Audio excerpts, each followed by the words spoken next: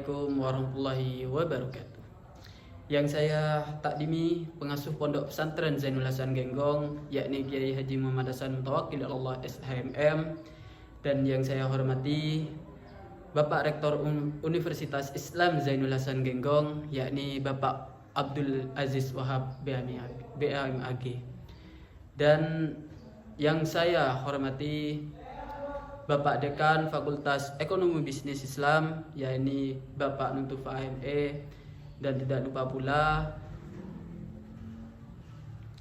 yang saya hormati Bapak Kaprodi Ekonomi Syariah, yakni Bapak Abdul Ghafur, dan yang terakhir yang saya hormati Bapak Ainul Yakin selaku dosen pengampu mata kuliah Mahfudhot 2. Perkenalkan, nama saya Fikri Haikal Arifin dari Prodi Ekonomi Syariah semester 5 kelas A. Di sini saya akan menjelaskan tugas peta konsep Mahfudhot 2 yang berjudul Keutamaan Ilmu. Di sini sudah dijelaskan di dalam Al-Qur'an surah Al-Mujadalah ayat 11 yang berbunyi yarfa'illahu alladhina amanu minkum walladhina utul ilma darajat, yang artinya niscaya Allah akan meninggikan orang-orang yang beriman di antara kalian dan orang-orang yang berilmu pengetahuan beberapa derajat. Di dalam ayat tersebut dijelaskan ilmu dan iman adalah dua hal yang mengangkat derajat seseorang di sisi Allah. Orang yang berilmu tidak hanya dihormati oleh manusia, tapi juga memiliki kedudukan yang tinggi di akhirat nanti. Namun, ilmu yang dimaksud bukan sekedar ilmu dunia, tetapi melainkan ilmu yang bermanfaat dan ilmu yang mendekatkan kepada Allah Subhanahu wa Ta'ala. Yang kedua itu ada hadisnya yang berbunyi man yuridillahu bihi khairan yufaqqah fid daini wa yalfimah, yang artinya barang siapa yang dikehendaki Allah dengan kebaikan, maka Allah akan menjadikan pandai mengenai agama dan diilhami petunjuk. Penjelasannya hadis tersebut yaitu tanda seorang mendapatkan kebaikan dari Allah ialah ketika Allah menjadikannya faham agama.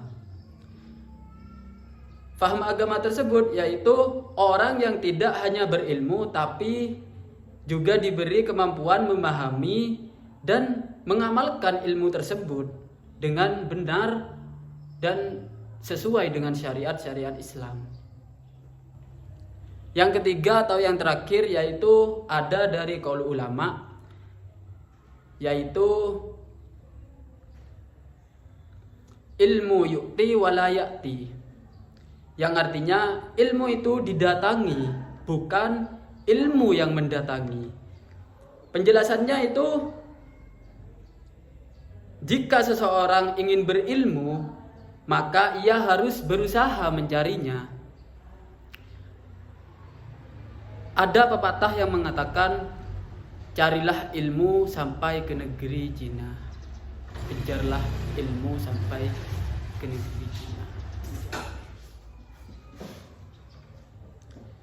Artinya itu jika seseorang menginginkan ilmu, ia harus berusaha mencarinya. Bukan ilmu yang mencarinya, tapi dia sendiri yang harus berusaha mencari ilmu biar pintar.